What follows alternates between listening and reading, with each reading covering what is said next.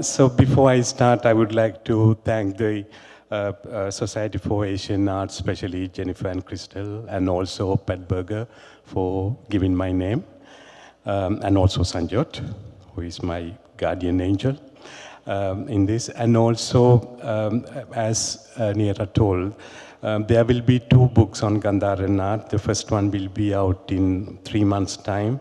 And I would like to thank personally, yeah, you can take it up. Yeah, Mr. Richard Bellison, who is in the audience, I think. Thanks to him, I could see all the private collections in the world and also all the public collections in the world. I don't think there is any piece of Gandharan art left out. So I have been doing this for the last 5 years. And I won't be able to publish all of them, but I'm thinking of putting all these sculptures into a database, thanks to Sanjot with Berkeley.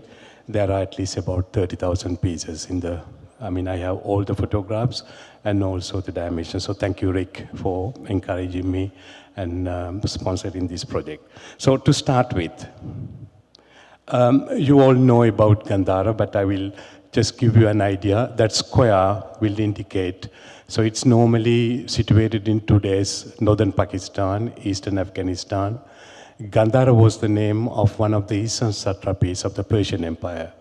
It comprised mainly the fertile valleys of lower Kabul and Swat rivers and the lower part of the upper Indus River, and was centered around the ancient cities of Pushkalavati, today's Peshawar, and Taxila, modern Taxila.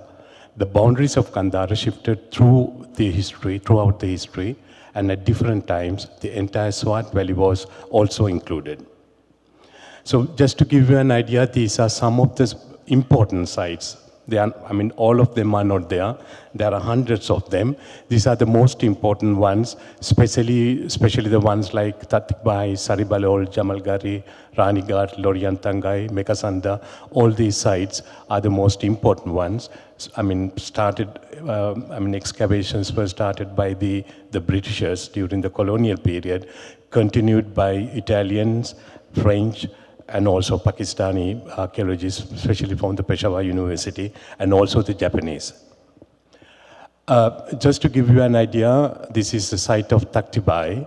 If you look at it, there's nothing in it. The reason is because of the thefts, all the sculptures were removed from the site. But this is the monastery in the middle with the stupa. Again, so you can see some of the places where the monks used to live. Here, this is the monastery, and this is the religious site with the stupa. And just to give you an idea how complex it was, right, with the monastery, with the main stupa, side stupas, and everything. So this was a big establishment. Most of the most beautiful statues from Gandhara came from Taktibai. They are dispersed everywhere in the world, especially in Peshawar, Lahore, and also some in Calcutta and New Delhi. And here we are with the main court. And this is how the Britishers found them. So you can see there were so many sculptures. They were all removed. And now you have completely, empty space with only the walls. And then we go to Saribalol, which is the second largest site in Peshawar area. And these are some of the sculptures found there by the British archaeologists, right? So they are, most of them you know. I will come to that later.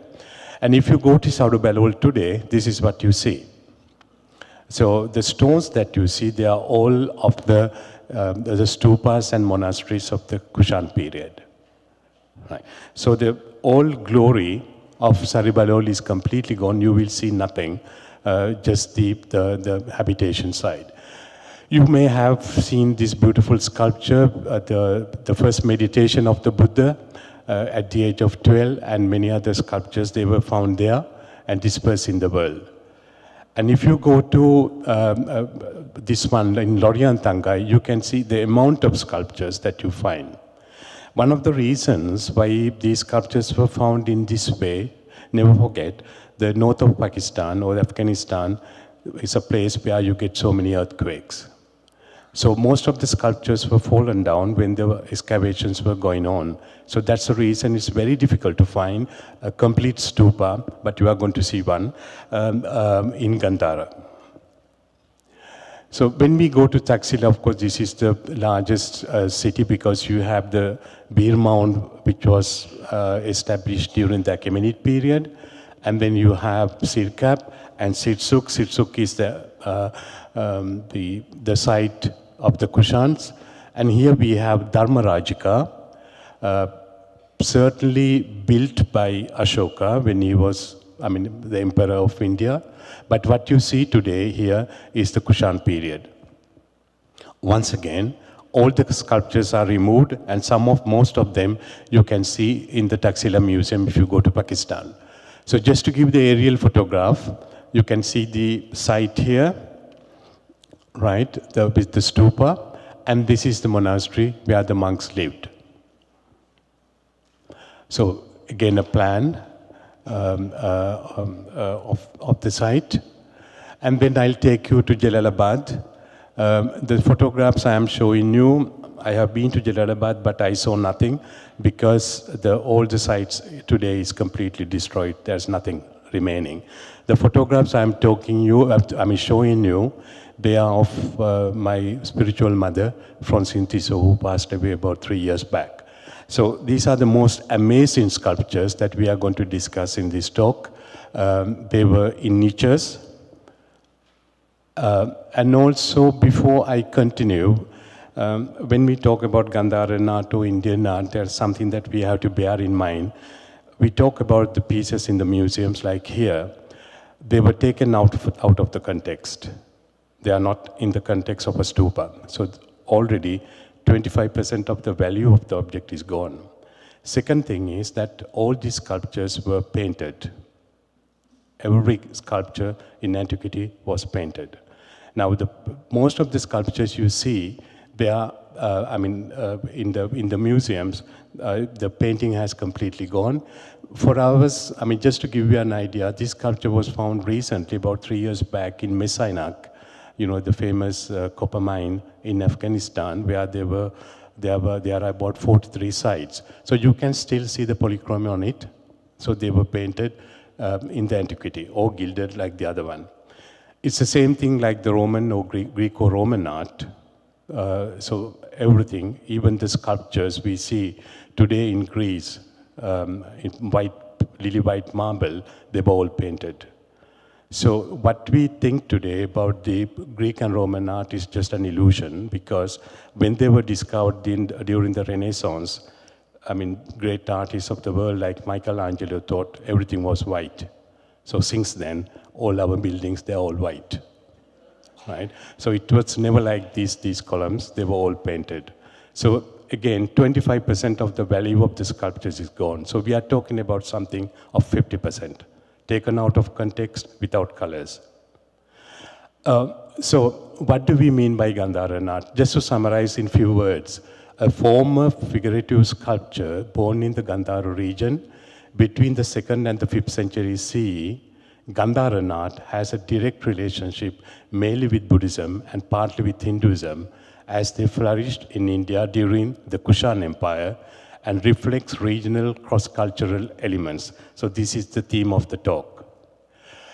In relation to other forms of figurative art depicting Buddha, particularly in Amaravati, you can see the sites, the capital of the Satavahanas, Nagarjunakonda, the capital of the Ishvakus in Andhra Desha, and in Mathura, on the right bank of the Yamuna River, Buddhist art in Gandhara is characterized by a unique style, the use of schist, readily available in the region, and naturalism, reminiscent of the Greek classical art, and an iconographic preference for episodes of the historic Buddha's life. So these are the main archaeological sites in India that you know. You have Andhra Pradesh with Amaravati, Kanaganhalli, and also Nagarjunakonda. Then you have Bharut and Sanchi, and Mathura and Gandhara on the top. So Why we talk about the Greek inspiration on Gandharan art, it's a question of Iconism and Aniconism. If I show you this picture to you, and if I ask you, what is it? If you are a Christian, you will immediately say it's the cross. If I ask you the question, who is it, or who is he, you will immediately tell me it's Jesus Christ, because of the crucifixion. Now, if I show you something more difficult, if I show you this fire, how would you say, what is it? It's Zoroastrian, but because I show you the photograph of a Parsi in Bombay doing the rituals with the basilic, with the mask in front of it, not to pollute the fire. So it's for them, this is also the depiction of Aura Mazda.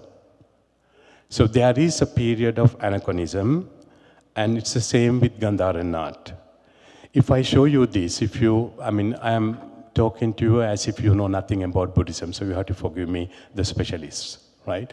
So if you have this symbol, which was found in Kananganhalli Stupa, which was excavated quite recently in Karnataka in recent years, what you see is a chakra, a wheel, and below you have deer. So you immediately think about the first sermon of the Buddha in Sarnath. But Buddha is not there. But everybody would know that it is the Buddha who is represented here. But if I take another one from Gandharan art, still the Buddha is not depicted. He is depicted with the column and the Dharma chakra. And then you have 5 monks. The 5 monks are associated with Sarnath, the first sermon. So you would say it is also Buddha. But if you take Gandharan art, the mature part of Gandharan art, Buddha is represented. Not only he is there with the 5 monks, and also you have deer for the deer park, and also he is turning the wheel, turning the Dhamma chakra. So when you look at, for example, Sanchi, in Sanchi, the Buddha was never represented in human form, what we call the anthropomorphic form. So what you have here, Buddha is there everywhere, but you have to see where he is depicted. Now, for example, the Buddhist art used to be Aniconic. The Buddha was represented through his symbols, an empty throne, Bodhi tree, the Buddha's footprints, etc. At the beginning, there was a reluctance toward anthropomorphic representation of the Buddha, although there is still some debate. The first anthropomorphic representations of the Buddha himself are often considered as a result of the Greco-Buddhist interaction, which I believe personally. You don't have to believe me, but we can discuss it. So if you take this sculpture, which is in the west Torana of Sanchi, inner face, when you look at it from the upper circumambulatory path, Pradakshina, here is a depiction of the Mara's attack. So you have the Mara's army fleeing away on your right-hand side, and you have on your left-hand side gods coming to congratulate Buddha for his enlightenment. So where is Buddha then? So Buddha is in the middle. He is depicted by the Bodhi tree and with a chatra, umbrella, and the throne. So for the Indians of this period of the 1st century BC, it was obvious that was the Buddha. And of course, very beautiful sculpture of the Sanchi, where you can see the thirsty soldiers of Mara fleeing away. So as you know, the anthropomorphic described or thought of having human form. So the verse derives from Greek, like anthropos for human, and now for morphe, the form. So this is it's a term which was invented in the 18th century. So any god or some sort of element depicted in human form, we call it anthropomorphic, depicted in human form.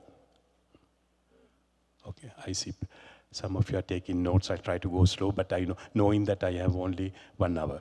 Okay, right. So here, the first art historians like Alfred Fouché, who wrote the book, called The Greco-Buddhist Art of Gandhara, they insisted upon the Greek elements in Gandharan art. So they said, these are the first depictions of the Buddha in human form. So they compared it with Apollo, the Greek god, and said they were copying the form of Greek gods. Now, what one has to bear in mind, for the Greeks, to represent their gods, I mean Zeus or Athena here, is not a problem because they all have human forms, which later entered into Christianism. And also Aphrodite, although she is semi-nude, or Apollo. So they were shown in human forms. Now for the new converts in Gandhara to Buddhism, they were Greeks, Scythians, and of course Yuechi. They should have a human form. So they must have taken some of the Greek elements and represented the Buddha in human form. This is one of the hypotheses which I believe personally. So what is Greek in it? So now if you look at it very carefully, you can see the Corinthian columns in between the scenes. You can see decorated the Greek elements. On the top of it, you can see somebody drunk. What has to do with Buddhism? It is Dionysius, right? So these elements came into the Buddhist arts, which we are going to discuss. And also, if you look at this sculpture, which is the second week after the enlightenment of the Buddha, I am drawing your attention to Vajrapani, who is none other than Heracles, who has a club in the hand and also the thunderbolt in the other hand. Right. So this is what we call Greek. When I say Greek, the inspiration is Greek, but the story is Indian. It's a Buddhist story. This story you will never see in Greek art.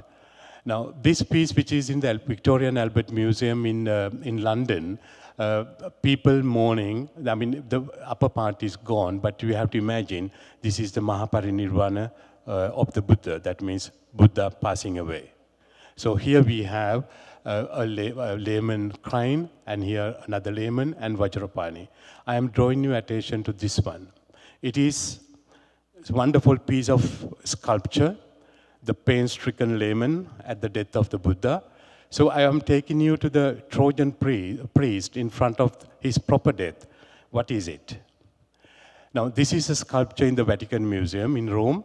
The sculpture presents the Trojan priest, Laocoon, and his sons, attacked by two giant snakes sent by Poseidon to prevent Trojan priests who intend to warn the Trojans not to trust the wooden horse left by the retreating Greeks. Before the priest announces he was killed because Poseidon sent the snakes. So you can see here, he's seen his proper death and the death of his sons.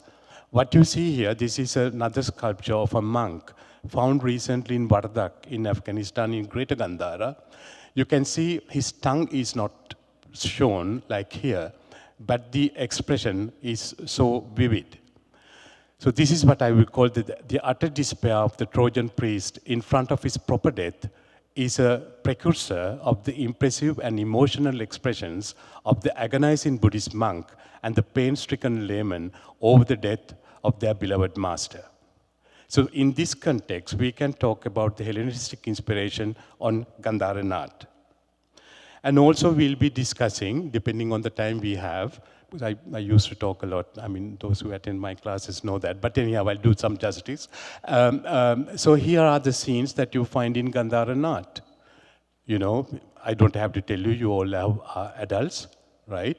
And what they are doing, these are drunken scenes. So we'll see how we can interpret them. To do that, I'm going to go very fast, showing you the history of this region, starting from the conquest of Alexander the Great. As you know, Alexander conquered the Persian Empire. He came up to the Indus Valley. You can see the map. He was here between 329 and 326. That means Afghanistan and today's Pakistan, which is Gandhara. Before Alexander, this area, or at least the Gandhara, was under the Persian Empire. So you have photographs of Persepolis. And we know that because from the text and also in Apadana, depiction of the Indian delegation bringing the tributes to the great king in Persepolis. what is remaining of the Persian period is Bir Mound, and this is not a Persian city, it's a typical Indian city. At least we know during this period, Indian struck these coins. These are the coins which Taxiles used to pay Alexander with about 4 tons of coins. I mean, these are struck coins of bent bars asking Alexander not to invade his city.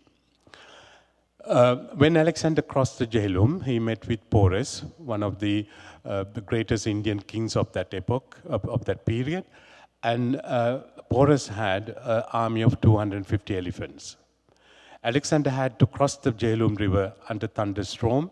Most of his army periled in the water. And he had horses, cavalrymen, and the soldiers. Now, this is a coin.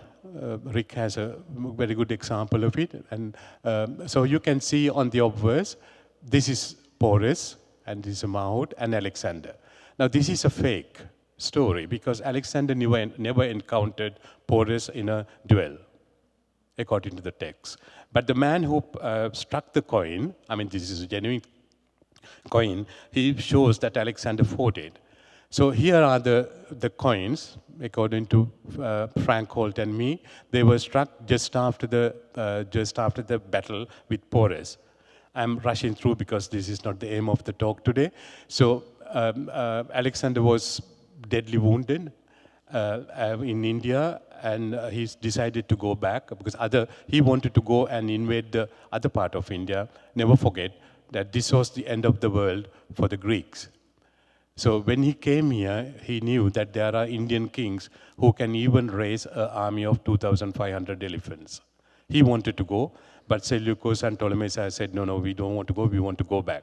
So he took the road and went to Babylonia. On the 10th of June, 323, he passed away at the age of 33, like Jesus Christ. And after his death, his empire was divided into pieces, like Ptolemy had Egypt and Antigoneta's as Greece. And then Seleucus, the founder of the Seleucid Empire, officially got all the territories conquered by Alexander. But the Chandragupta Maurya, the grandfather of Ashoka, immediately conquered the region south of the Hindu Kush Mountains, which was a frontier, natural frontier. And this is the empire of Ashoka at its, climax. And it was bigger than the British Empire of India. And so we can see some of these elements. The argument by the art historians is that the Persians who worked for Alexander, for the Persians, they came to India and started working for Chandragupta and Ashoka.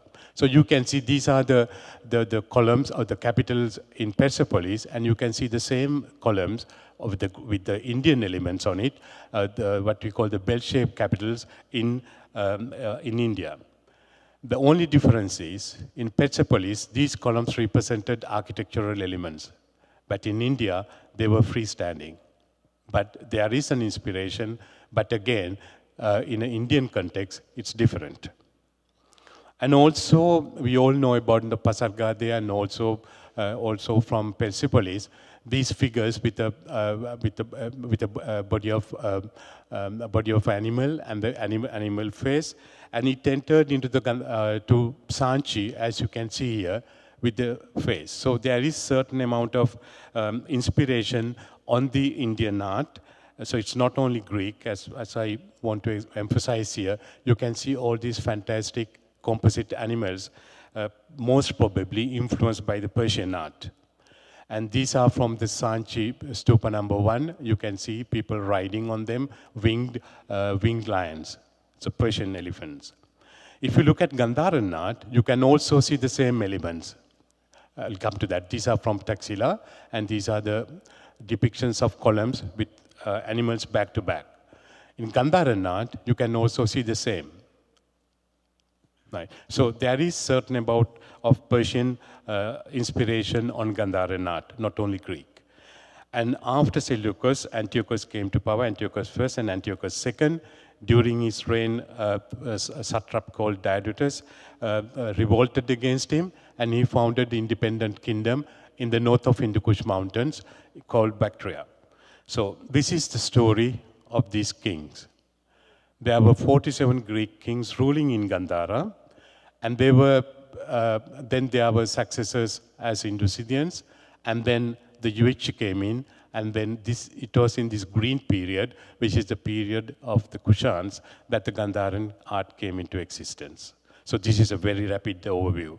So I'll just tell you, these coins were in circulation in thousands, if not in millions, and the people who, the artists who made the Gandharan art knew about the existence of the Greek gods. So here we have Heracles on the coin of Euthydemus, and here we have Demetrius with the elephant scalp, like Alexander the Great, and Heracles on the reverse. And you can see the elephant represents India. And they also, like Apollodorus I and Antimachus, they have a cosia. Cosia is a royal headdress worn by Alexander himself and the Macedonian army. So again, they identified themselves with Alexander. Here we have the largest coin ever struck, largest gold coin ever struck in the antiquity, which is in the Bibliothèque Nationale, National Library in Paris, which was found end of the 19th century, 165 grams. Here you have the Eucratides, and on the reverse you have Dioscuri, the sons of Zeus. And the important thing is that he has got the same elephants that you find in Seleucus, and also here the horns and the ear, which has a direct relationship with Dionysius. Dionysius we are going to talk especially after the break, because Dionysius was considered as the conqueror of India. I'll come to that later. And on these coins, they are fantastic, most beautiful coins, after Sicilian coins in antiquity. So Eucratides seen from the back, and also you have queens, right? So of course, not in the front, but in the background. So another important thing is these coins are bilingual, like Neera said. On the obverse, you have the legend in Greek, and you have the legend written in Prakrit, reading from this side to this side, okay, right to left. And also the Amazons, right, on those coins. And this king is extremely important because he's Menander. He's wearing an aegis with the Gorgon head and the snake coming out of it. If you see the coin, you can't see that I colored them, right? So don't look for the coins of these colors. And here again, it's very important. You can see the Gorgon head here, Medusa. I turned it, and you can see the nose and the snakes coming out. So it's very realistic coins. They are extremely beautiful. And sometimes they do, adaptations, instead of the aegis, they put an elephant just to say, I am the king of India. And here also, it's very interesting, the coin of Antiochidas, you have the same. And here you have Zeus in front of elephant, something that you will never see in the Hellenistic period or classical period, but you would see even in the Roman period. So here is Menander with Athena Alkidemos. Athena was the goddess of Pella, where Alexander was born, throwing the thunderbolt of her father and holding the shield in the hand with the head of Medusa. So this is a copy in the Pella Museum where you can see Athena Alkidemos, and here you can see Athena fighting. This is a Pergamon altar, and this is another sculpture found by the illicit diggers in Afghanistan. Unfortunately, nobody has seen that after. I just saw it in 1992. So you can see the number of coins that you have here. So just to give you an idea, on the obverse you have Basileus Soteros Menandro, meaning of the king, savior, Menander. And here you have Maharajasa, Tratarasa, Menamdrasa. Almost the exact translation. Only thing is in Basileus is just the king. In Prakrit, it's Maharajasa, the king of kings. So these coins were in circulation, and after that, after the Greeks, Scythian came into the field, and they started striking coins with a king on the horseback, not with their portrait, but wearing a cataphractus, which is a heavy armor, like in the medieval England, right? So this is what we call a cataphractus, completely heavy armor. These were the soldiers who were in the front. They couldn't go more than 500 meters because it was so heavy, like the knights. So they were there to break the front line of the enemies. I'm showing you this because it had an impact. Here you have the same thing, the coins of Aziz and Aziz II. They are shown where in the cataphractus. When I'll come to Ai-Khanoum in a while, so the French excavations in Afghanistan, north in Afghanistan, this is the arsenal excavated during the last 2 weeks before the invasion of the Soviet army by Professor Paul Bernard, and this one was excavated by Franz Gonnet, where they found this, the complete cataphractus in the arsenal. So you have on the breast, arms, and even the horse was covered with this heavy armor. Why it is important? If you look at the temptation of Mara, or the Mara's attack at the enlightenment of the Buddha, you can see most of the soldiers were in the same cataphractus. But it doesn't matter, they completely misunderstood, it should be opposite side. But it represents the cataphractus because those who attack the Buddha are the foreigners, so foreigners are the Scythians.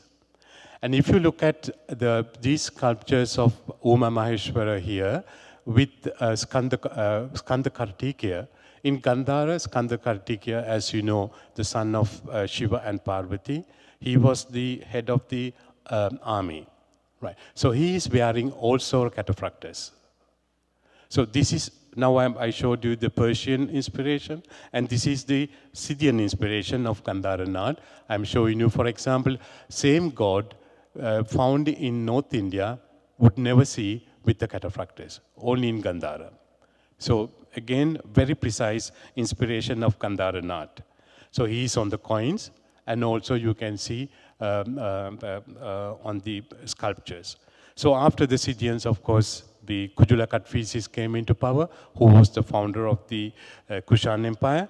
And here we have Kujula imitating the portrait of Augustus.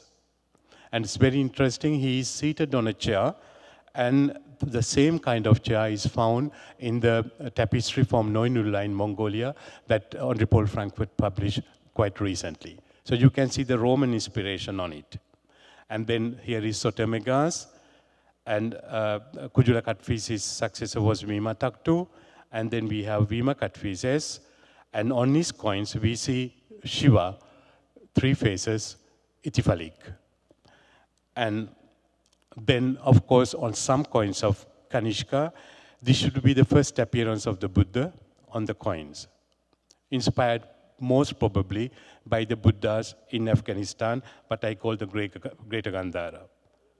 And after him, Huishka came to power, and this is a very important Gandharan feast. If you look at the hairdress, this king has the same hairdress. So I believe it is Huishka who is venerating the Bodhisattva. It is Maitreya here, holding the water pot. So the kings were involved in art as well. And then the last greatest king was Vasudeva in the Kushan Empire. So I'm now taking you to, so why we say there was inspiration in Gandharan art from the Greek side. First of all, we had the coins and 47 Greek coins ruling in the area. And also the fact that the city in Ai-Khanoum, excavated by the French archaeologists starting from 1964 until 1978, that means until the Soviet invasion, by Paul Bernard, who passed away 2 years back, my beloved guru, and with the present Japanese emperor, when they visited the city. I mean, by that time he was not yet the emperor. So this is the site. This is how you see it, completely dug out by the illicit diggers. So you can, here you have Tajikistan, here you have Afghanistan in the border of Oxus River. The reason why I'm showing you is this is one of the rarest Greek cities found in Afghanistan, the impact it had. So it was a complete city in Greek. So they had residential quarters, they had a palace, they had a gymnasium, they had a temple, they also had a theater, like all the Greek cities. So here we are in the palace. They had, I mean, all the orders, Doric, Ionic, and also Corinthian, right? So it's absolutely Greek. And these are some of the photographs, and you can see the height of the columns. They were very tall and huge palace. And then you have a theater with 35 rows. This is a restitution done by our laboratory in France with the NHK Japanese television. This is how it would have looked like. And the capacity of 4,000, 6,000 people. It's enormous. This probably dating back to the 2nd century BCE. And compared with even Epidaurus that you may have seen in Greece, the theater in Ai-Khanoum was quite big. So here are some of the photographs. And then you have the gymnasium, which is 100 meters by 100 meters, and where Greek children learned Greek philosophy and the language, and who practiced sports, like an ordinary gymnasium in the Greek world. And also they had a temple, which could be, I mean, according to Franz Cronet and later by Paul Bernard, should be half Zoroastrian. But it's very important for us because during the excavations, these are some of the sculptures that they have used, they have found. So these are the masks from the fountain, and these are the masks used in the theater. So not only the theater, you have the mask of the theater. And Heracles, why Heracles is so much important? This statue was found in the gymnasium, a philosopher, and also a large foot, which was in the exhibition, I think, Sanjot. Did it come here? No. Afghan exhibition? No. Now it is in a private collection in Japan, but this was found in Ai-Khanoum, and I'll come to that in a moment, why it is so important. So we have the Heramic sculpture of Old Man, right, the master of the gymnasium, which is quite big. And also they found the Corinthian capitals, as you all know. They use the acanthus leaves as the pattern. We don't have Corinthian here. We have Doric and Ionic. So here we are. So this is also had a great impact on Gandharan art. And here you are with the original Corinthian columns found in the excavations. As I told you, in the excavations in Ai-Khanoum, they found all the three orders, the Doric, Ionic like here, these ones, and the Corinthian. But they were all colored. And if you look at the Gandharan art, you will see these, to separate the scenes, here you have the dream of Maya and the interpretation of the dream. And here you have the gods asking Buddha to preach. But I draw your attention to the columns. So this is what you call the pseudo-Corinthian columns. And here, another sculpture from Hirayama collection. And you can see the scenes are separated by the columns and also the Doric, the Corinthian capitals. Here you have the dream of Maya, the white elephant entering the womb, and the birth of Siddhartha, the Bodhisattva. And I would like to draw your attention to, I have another 10 minutes. Okay, right. I would like to draw your attention to this one. This was the foot found in the temple, which would have been a part of a statue of what we call Acrolytic. If you have never heard of it, I know those you have, it's Acrolytic means it was very popular in Hellenistic period. According to this technique, the extremities of the statue, such as the head, feet, and hands, were of solid material, while the rest was made of wood or clay. Now, I'm showing you one example. You can see this is the structure in wooden. And this part will be on marble, right? And head will be on marble, and one hand could be on marble. This hand could be inside, it could be. But the whole statues, because they are very big statues, if they don't have enough marble, they would do only the extremities. The rest will be done with wooden, and they will cover it with the real clothes. So this is what we call Acrolytic. And out of which, looking at the foot found during the excavations with the thunderbolt on the slippers, and also looking at the coins of Antiochus and Hermias, our laboratory and the NHK decided, not thought or hypothesized, that the statue would have looked like this, which was in the main temple of Ai-Khanoum. So you have the hands made of marble, feet, and the head, most probably, and the rest just with wooden. So this was a technique which existed in the Hellenistic period, which continued in Afghanistan, and also it continued also after. Now this head was found in Afghanistan, in Ai-Khanoum, after the French left the site in 1978. This was found in 1990s. And it is 5 ounce head. So the temperature which we analyze, it has gone up to 1200 centigrades. And inside it is empty. It's you can see here. So this was also a part of a statue of acrolytic image. The rest would have been, this is of course should be a king, and the rest was done in wooden and covered with clothes. Why I am drawing your attention to it? You may have seen this sculpture. Have you? No? Sorry. This is the famous Ortiz head. It is called Ortiz head because the collector's name is Ortiz. He is in Geneva. He was in Geneva. He passed away.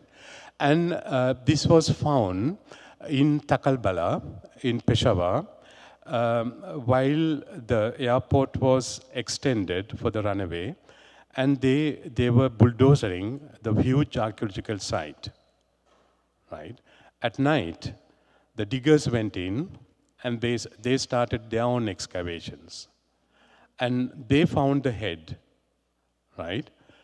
And the head was taken to London, and from London, it was taken to New York, and from New York, it went to Geneva. It's a wonderful, this is what John Boardman said about it. The classicizing style and the excellence of carving would be hard to match in the contemporary Mediterranean world. It's a wonderful sculpture. I was fascinated by this. Once I was in Pakistan, a friend of mine said, not only the head, but also the bust and the hands were found as well. So I went to see the man who found it. So this is the bust. The head is in Geneva, the bust is in Peshawar. And so nobody was interested. In fact, I told Ortiz when he was alive, why don't you get the bust and fix it?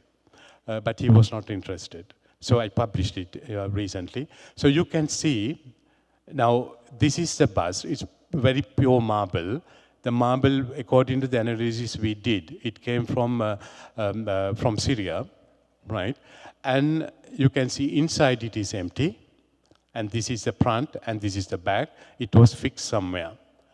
It's not completely in the round. And you can see inside, it's hollow because of the weight. Even this is about 2 tons. It's huge.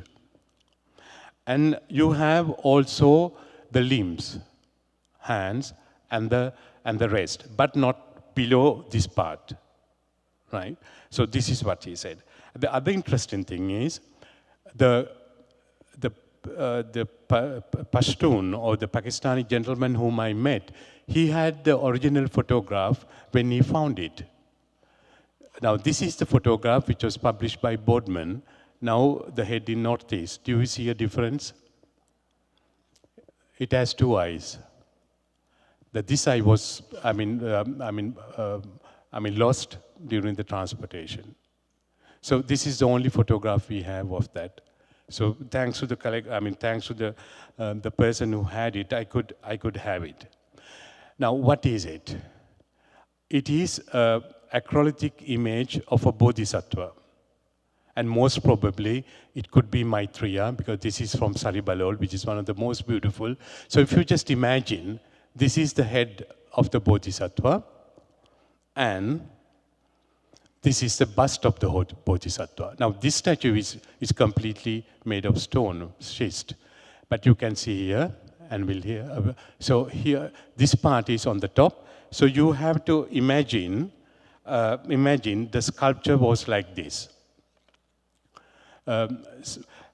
So this is the last slide for this morning session. So I try to, after that, of course, we are going to see other elements of it.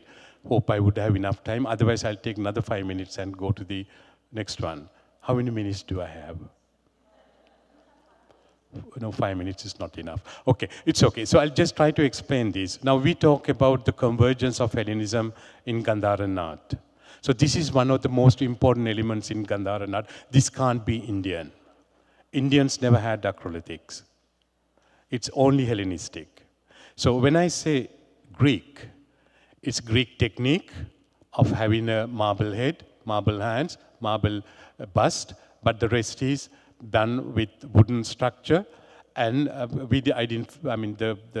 man in Pakistan, in Peshawar, didn't see the feet, but at least this is what I see it. Depiction of Maitreya. So the story is Indian, story is Buddhist, Maitreya can't be Greek, but the technique is Indian. So this is what I see in Gandharan art, the inspiration of Hellenistic art over Gandhara, but we have to bear in mind the story is Indian, story is Buddhist, inspirations are Greek. So with this, I stop, and if you have questions, I may answer, or we'll have an early break, because the second part is longer than the first one. So, okay.